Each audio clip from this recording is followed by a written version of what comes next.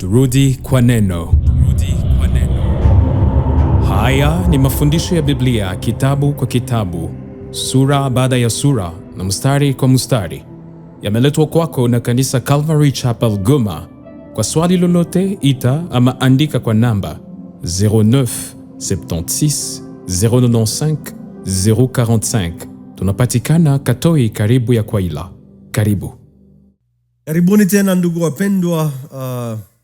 Nafurahi sana kuona ya kwamba mnaendelea kujifunza neno pamoja na sisi. Na tunaendelea kabisa na Wagalatia, kitabu cha Wagalatia, barua ya Paulo kwa Wagalatia sura 4, mstari wa kwanza, ambapo Paulo anaendelea na hiyo idea ambayo aliachia chapitri ya 3, ambapo kusema kwamba Kristo amekuwa raison, amekuwa chanzo ya kusudi sisi tuwe wana wa Mungu. Na sasa kwa sababu tumeingia katika familia ya Mungu, Paulo anaendelea hapa kwa mstari wa kwanza wa Galatia 4. Anasema, lakini nasema ya kuwa mrithi wakati wote awapo mtoto hana tofauti na mtumwa, angawa ni bwana wa yote. Héritier, mrithi, yeye ambaye Mungu ameita katika familia. Umekuwa mtoto wa Mungu, tumekuwa warithi pamoja na Kristo. Tanke tungali watoto, héritier normalement mukilture, kama angali mtoto hakuna tofauti yake na mtumwa. Anaweza kuwa yeye ni bwana wa kila kitu kwa familia kwa sababu yeye anarithi kila kitu cha baba yake, lakini kama angali bado mtoto mchanga, lazima atunzwe, lazima alelewe hadi wakati ambapo atakomaa ndani ya maturity, anakuwa mzima, na hapo ndio anaweza mpatia urithi. Lakini kama angali mtoto, hata mtumwa mkuu katika familia anamzidi uhuru, kwa sababu iko na uhuru wingi ambao huyu hana. Akiwa mtoto, par exemple, tuchwale mfano kidogo, akiwa mtoto mdogo na huyu mtumwa katika nyumba amepewa ruhusa ya kuchunga huyu mtoto. Huyu mtoto anaweza kuwa iko na kinga basikeli yake, alafu anataka endesha basikeli. Huyu mtumwa anakuja mwambia, hapana, hii ni wakati wa kupumzika, ulale, haufai kuendesha basikeli saa hizi, hapana. Velo haiko wakati yake, enda pumzika kwanza. So huyu ni mtumwa, lakini kwa hii hali, kwa sababu mrithi angali mtoto, huyu mtumwa anakuwa na autorite juu ya huyu kijana. Na bila sema ya kwamba kabisa wakati yenye mrithi angali mtoto hana tofauti na mtumwa, bali verse ya 2, bali yu chini ya mawakili na watunzaji hata wakati uliokwisha kuamriwa na baba. Anawekwa chini ya batiteur, chini ya watu ambao ni wakili wa kumrepresente. Haezi fanya vitu ye peke, inabidi watu wamuongoze, watu wachukue decision juu yake, même si ni héritier. Katika culture ya Waroma ilikuwa ni baba ndio mwenye alikuwa na decide, anasema ya kwamba mtoto wangu ameisha kuwa mzima. Hapa hata kwa anaitwa mtoto, amekuwa mtu mzima tena, amekuwa mtu mkubwa, amekuwa mrithi sasa. Na ni vizuri sana culture, katika mila ni vizuri sana kwa familia kukuwa na hii habitude ya kujua kudifferentiate katikati ya mtoto na mtu mkubwa. Sababu society tunaishi ndani ni vigumu sana kuanza jua mtu mzima ni nani na mtoto ni nani. Utakutana garson mzima wa miaka 18, 18 ans, bado angali anafanya vitu za watoto. Hiyo ni makosa. Lakini culture ya Waafrika, katika culture yetu ya Kiafrika, kuna wakati ambapo wanaambia mtu umeshakuwa mwanaume. Zamani baba, par exemple, angekuwa amekwambia jenga hit ama kanyumba kako hapa katika parcel. Lakini wakati mtoto anafika miaka 18, wanachoma kale kanyumba, wanamwambia uende tafuta fasi yako. Sababu gani? Ni seremonia kuonesha kwamba ushakuwa mtu mzima, toka wende uanze maisha yako. Ila culture zingine zinatahiri vijana kwa age fulani kuwaonesha kwamba wameshakuwa wanaume, watoke katika utoto waanze fanya vitu za watu wazima. Ni mzuri kuweka hizo lua za kusaidia watoto wa comprendre kwamba siko tena mtoto, lazima nianze kutembea kama mwanaume, lazima nianze kutembea kama mtu mzima. Na kwa Waroma walikuwa wanafanya hiyo ceremony ambao baba anasema kwamba kijana wangu amekomaa, ameshakuwa mtu mzima, na mimi nataka kumkubali sasa kama mwanaume. Kitu mzuri sana. Na Paulo ametumia hii culture, hii example, illustration ambayo ilikuwa ya Waroma anaitumia kuonesha ukweli ambao unatuhusu sisi wa Kristo.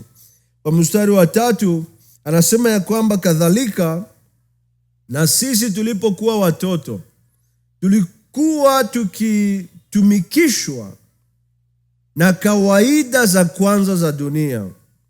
Wakati tulikuwa watoto tulikuwa tunatumikishwa na kawaida za kwanza, les éléments de base, vitu ambavyo viko elementaire. Normalement idée ni materme alphabétique, zile ma ABCD za vitu za watoto wachanga. Anasema wakati tulikuwa bado katika dunia, wakati tulikuwa bado watoto, wakati tulikuwa hatujaamini, tulikuwa sawa watu wiko mu ABCD. Imagine mtu mwenye yuko mu universite, umpatie devoir ya kusema aandike alfabe ABCD.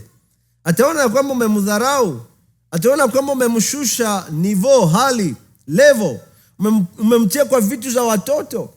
Anasema na si vile vile wakati tulikuwa bado watoto, wakati tulikuwa bado ndani ya dunia, tulikuwa tukitumikishwa na vitu ambavyo vilikuwa element de base, vitu zilikuwa elementaire.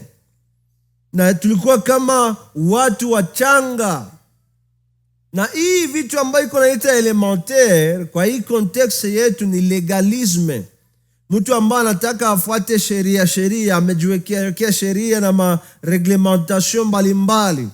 Anasema ya kwamba hizi ni element de base, ni maelema za mwanzo za watoto. Inamaanisha mtu mwenye iko legalistique, mtu mwenye anafuata masheria ni mtu ambaye anaonekana ni mtoto. Mtu ambaye anataka adepende na Mungu kwa kuheshimia masheria za dini, anasema ya kwamba huyo ni bebe, ni mtoto mchanga mbele za Mungu. Na kwa sababu religion inafundisha vitu ziko elementaire vya dunia. Na kama kuna kitu kubwa kenye religion zinakazanishia leo ambazo ni kitu kiko kia msingi, ni kitu ambayo inaitwa karma. Wanasema ya kwamba kuko loi ya cause na effet. Ukifanya mazuri utapata mazuri, ukifanya vibaya utapata vibaya. Ndio loi ya karma. Wanasema ndio loi inaongoza dunia. Mais en réalité ile loi mbele ya Mungu ni loi yenye iko elementaire. Mungu hatutretake selon karma, hapana. Mungu anatutrete selon wema wake, kwa sababu hakuna mwanadamu anastahili mema ya Mungu. Mungu hatutrete na sheria ya karma. Mungu hakuna mtu ambaye anastahili wema wake.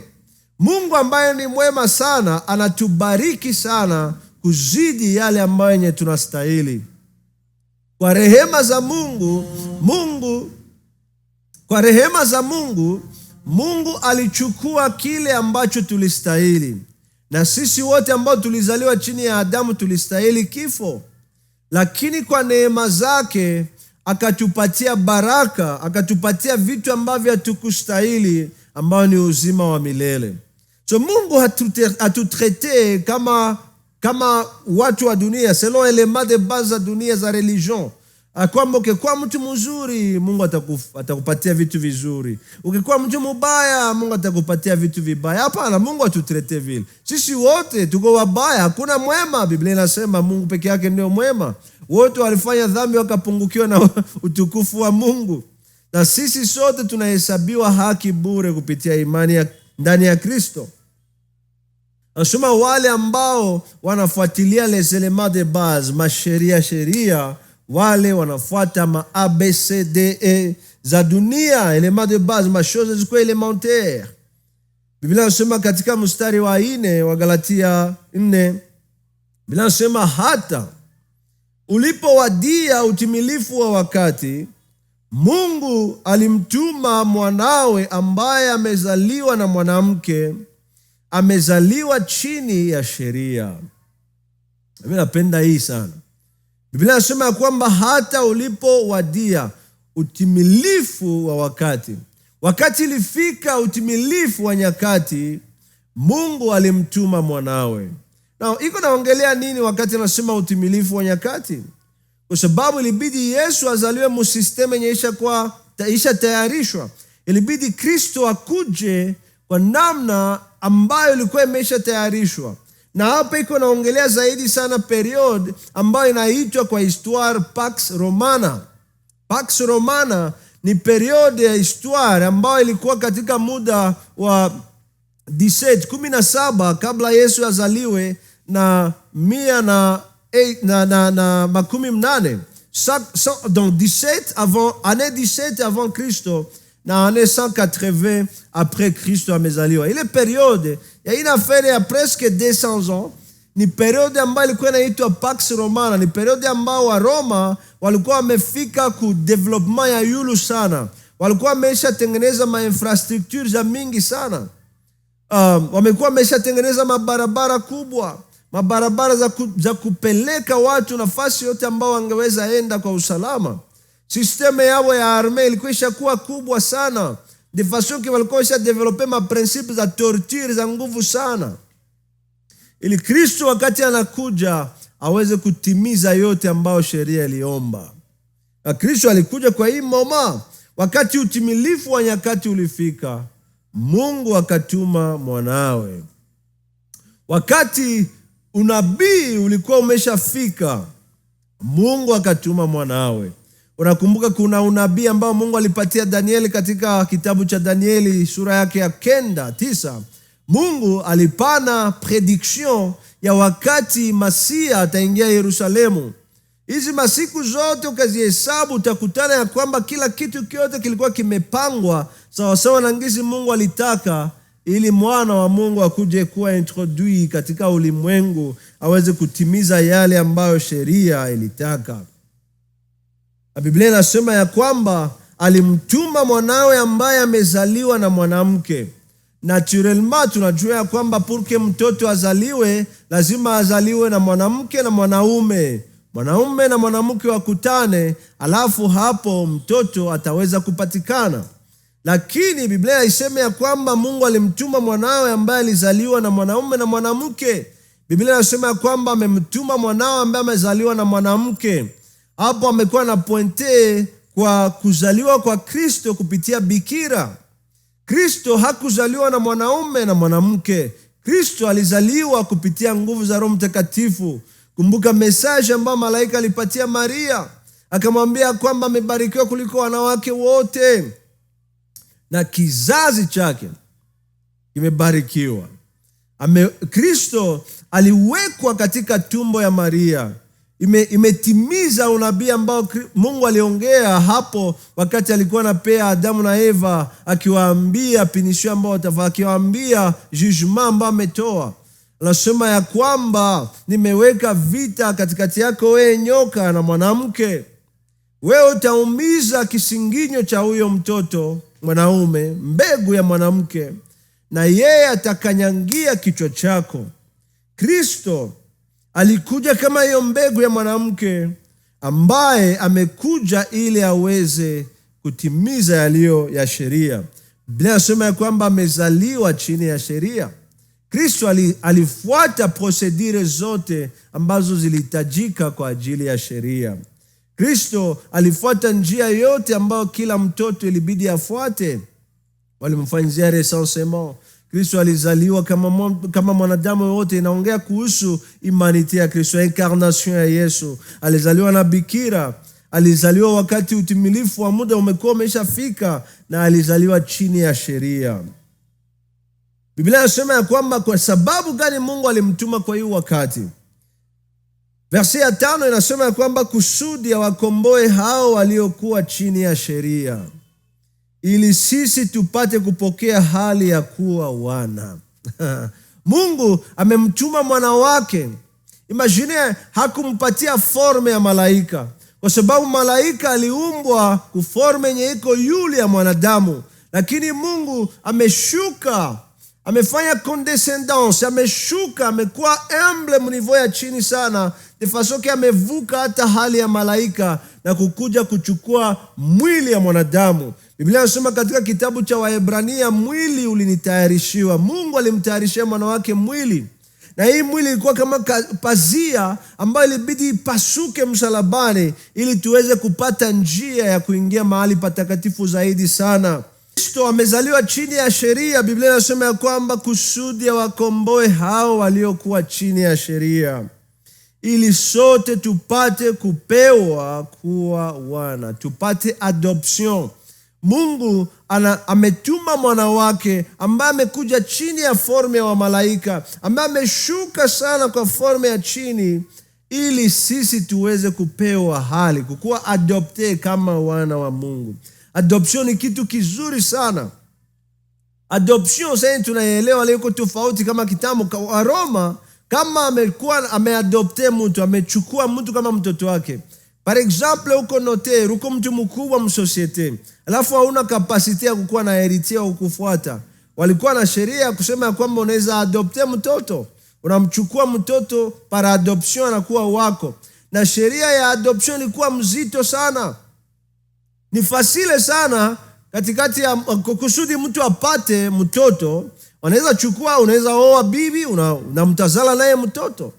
Lakini kusudi ufate procedure ya adoption ilikuwa nguvu sana. Kusudi upate mtoto para adoption, ilibidi upitie hali ngumu sana ya sheria. Hata leo katika nchi yetu ya Kongo, ukisoma sheria ya adoption, ukisoma mu code de la famille, titre yake ya 3, code de la famille ya Kongo, ukianzia kwa article ya 650 mpaka article ya 691, utaangalia kuko ma dispositions za sheria zenye ziko difficile ili mtu aweze pata adoption. Lazima kwanza wewe ambao unataka adopte ukuwe mkubwa kuzidi huyo ambao utaadopte.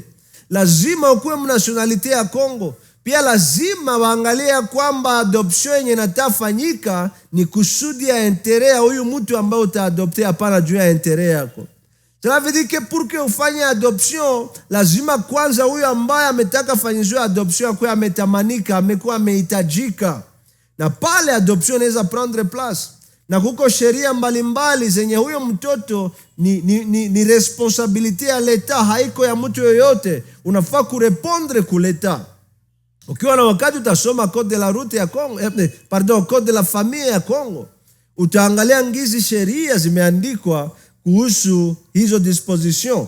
Bila sema ya kwamba hali tupate kupokea hali ya kuwa wana. Tunapokea ile hali. Cela veut dire que Mungu ndio ameinitia adoption. Si tunarepondre kwa kupokea ile adoption. Ni kazi ya Mungu na Mungu peke yake. Mungu ametutaka, ndio maana anatuadopte.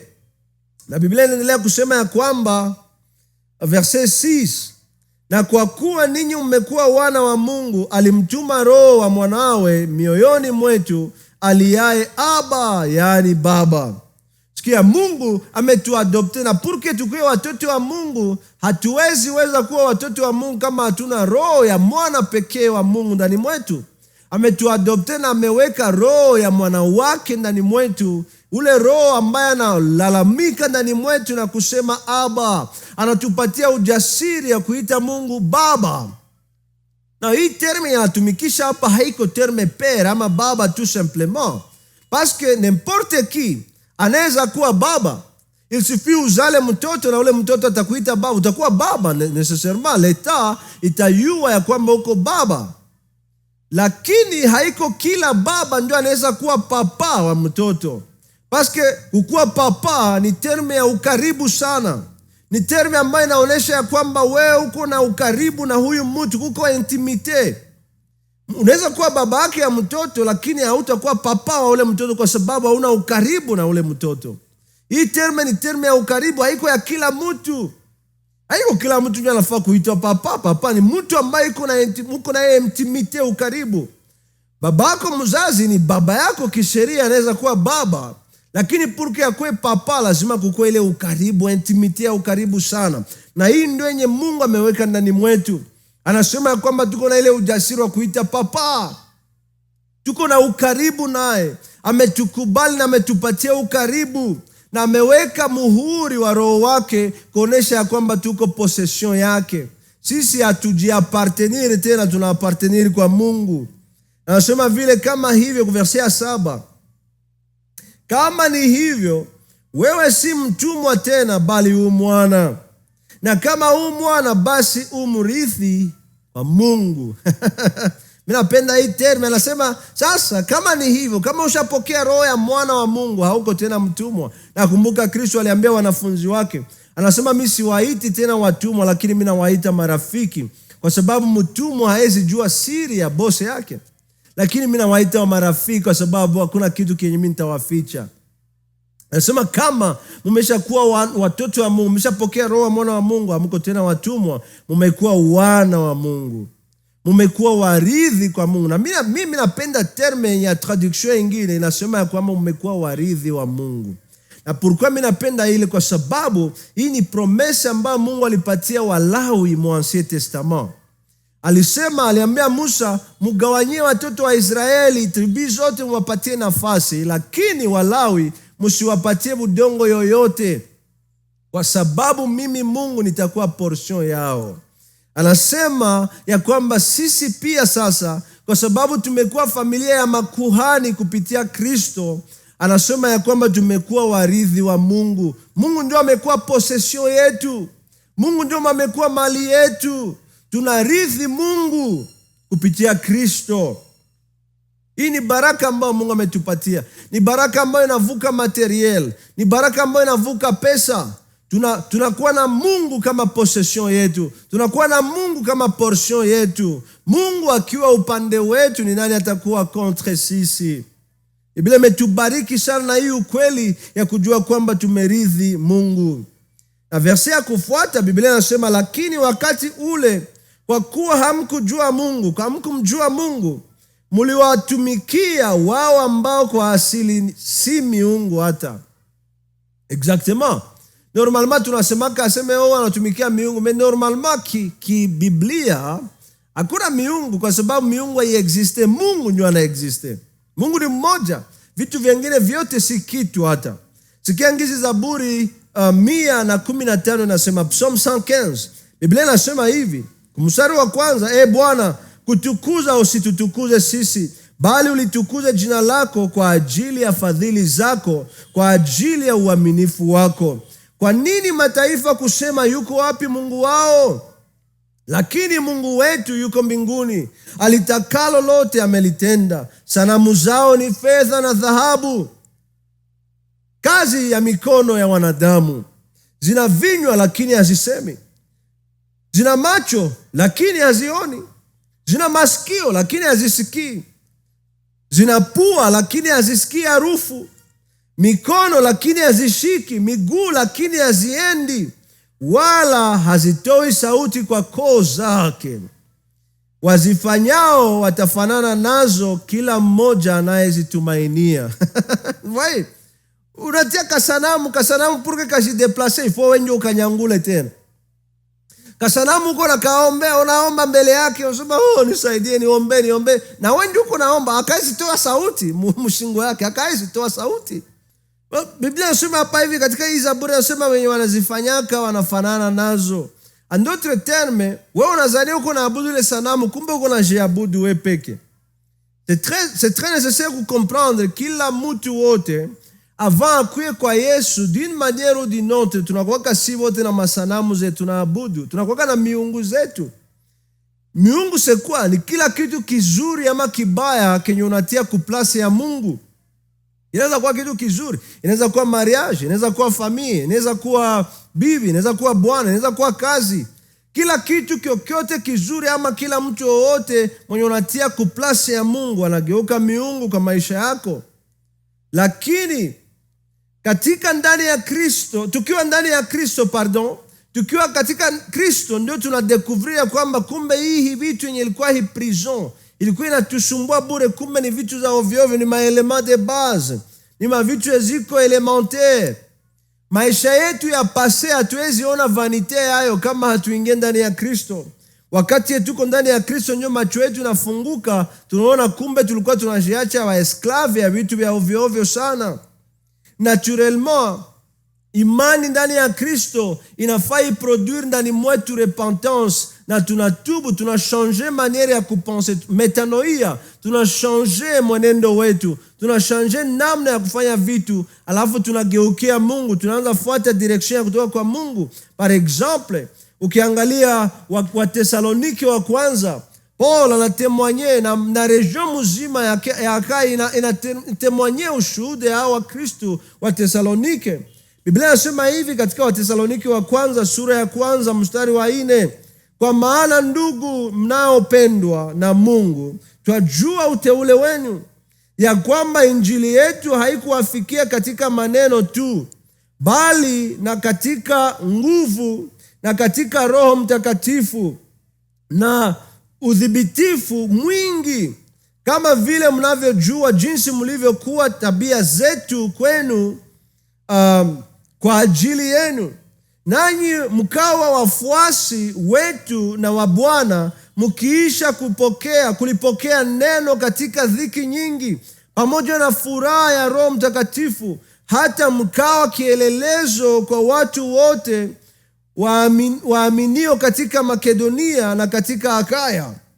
Maana kutoka kwenu neno la Mungu limevuma, limejulikana na watu wengi, si katika Makedonia na Akaya tu, ila na kila mahali imani yenu mlio nayo kwa Mungu imeenea, hata hatuna haja sisi kunena neno lolote, kwa kuwa wao wenyewe wanatangaza habari zetu, jinsi kulivyokuwa kuingia kwetu kwenyu, na jinsi mlivyomgeukia Mungu, mkaziacha sanamu ili kumtumikia Mungu aliye hai na wa kweli, na kumngojea mwanawe kutoka mbinguni, ambaye alimfufua katika wafu, naye ni Yesu, mwenye kutuokoa na ghadhabu itakayokuja. Imagine, wamepokea neno ya Mungu. Paulo amefika hapo, amewafundisha neno ya Mungu, wamepokea neno ya Mungu, alafu maisha yao inabadilika.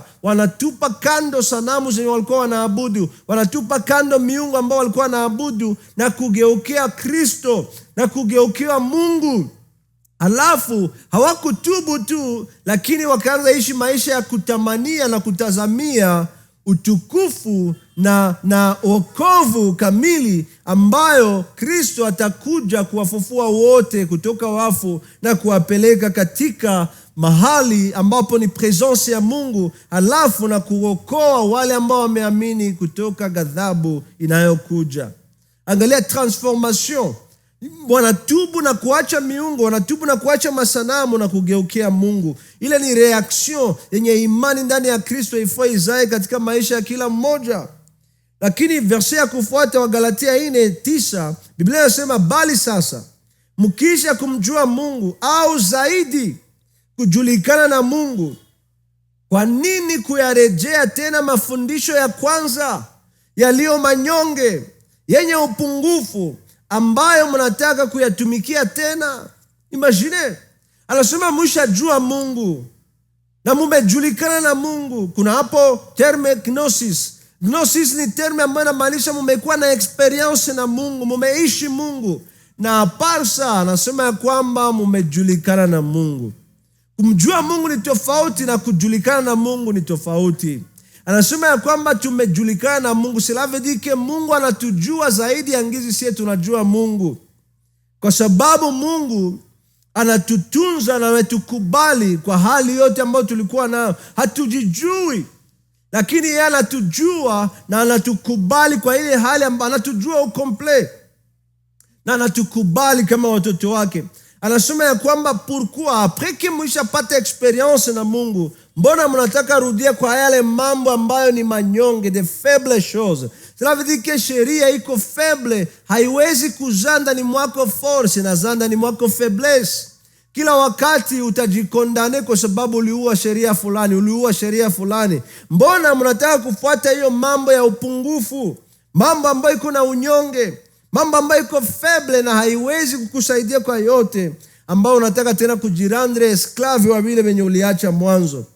Mungu hapendi tutembee mustandari ya chini ya ovyo ovyo. Anataka tutembee mustandari ya juu, ambapo yeye ndio anageuka kiongozi ketu. Anatuongoza katika kweli yote, anatuongoza katika utimilifu wa wema wake. Anasema mnajifanya wa esclave ya vitu vya ovyo ovyo.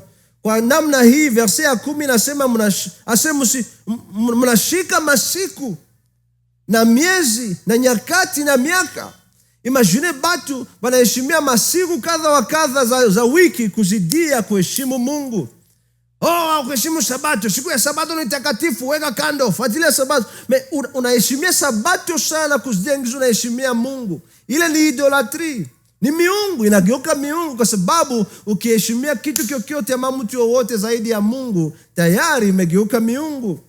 Anasema mnafuatana na nyakati. Hii ni periodi ya kufunga, hii ni periodi ya masiku za kufunga, hii ni periodi ya siku fulani, hii ni mwaka wa siku wa kitu fulani. Unafuata masiku, miaka na nyakati, lakini tunashindwa kuacha Mungu akuwe kiongozi wa maisha yetu. Tunafuata regulation za dini kuzidi ingizi ya kufuata imani ndani ya Kristo. Biblia inasema kuversia 11, anasema nawachelea isiwe labda nimejitaabisha bure kwa ajili yenu. Paul iko na boga, anasema mimi naogopa kwa sababu sitaki nikuwe kisa vile mtu mwenye nilikimbia bure kwa ajili yenu. Nakumbuka trebie furaha ya kila mzazi ama furaha ya kila pastor ni wakati unaona watu ambao ulilea wanakomaa na kutembea katika njia za Bwana, wanafuata njia za Bwana. Sikia ngizi Yohana anasema katika Yohana 3, barua Yohana 3 mstari wa sura ya 1 mstari wa 4, Biblia inasema sina furaha iliyokuwa kuu kuliko hii, kusikia ya kwamba watoto wangu wanakwenda katika kweli. Hakuna furaha kuzidia ile, kuzidia kuona watoto wanatembea katika kweli. Hakuna furaha kwa mzazi kuzidi kuona watoto wanakuwa responsible na kutembea katika kweli. Lakini legalisme, kufuata sheria za dini, inatunyanganya hii furaha sana ya kuona watu watembea ndani ya kweli. Uhuru ambao Mungu amewapatia, sheria zinakuja kuiwanyanganya. Wewe hukuheshimia hiki, hukuheshimia kile, regulation hii na hii hukufuata. Inaiba furaha ya uhuru ambao Mungu ametupatia katika Kristo. 12 Biblia inasema ndugu zangu na wasii, iweni kama mimi, maana mimi ni kama ninyi, hamkunidhulumu kwa lolote. Haya mashine unaweza shituka, anasema Paulo, mbona iko naambia watu wamfanane? Paulo iko na kiburi, Paulo iko na kiburi? Hapana. Paulo venye iko nafanya haiko na etale perfection yake, hapana. Haiko naambia watu mutembee selo perfection yangu, hapana. Paulo haizifanya kitu ya vile. Paulo iko nawaambia mufate mfano yangu ya kuwakia consistent, ya consistence, mugrase ya Mungu. Nimetembea nikishikilia neema ya Mungu kila wakati. Mufanane mimi, mkuwe kama mimi, kwa sababu mimi nilikuwa kama nyinyi. Andotre terme, zamani nilikuwa rebel, lakini niliokoka kwa njia moja kama nyinyi. Niliokoka kwa njia ya neema peke yake. Alo, mtafanya vyema kama mnakuwa kama mimi, kwa sababu mimi sikuwadhulumu kitu chochote. Paul hakuwaumiza kwa kukuwa consistent neema, hapana. Au contraire, amekuwa baraka kwao kwa kuwafundisha neema ya Kristo ambayo inaweza kuwapatia uhuru. Ni kwangu na kwako wajibu wa kutembea na kubakia ndani ya neema. Kama imani yako, kama relation yako na Mungu ilianza kwa neema kupitia imani ndani ya Kristo, lazima accomplishment ya ile wokovu pia ibaki ikidependre ku neema ya Mungu na neema ya Mungu peke yake. Mungu awabariki sana.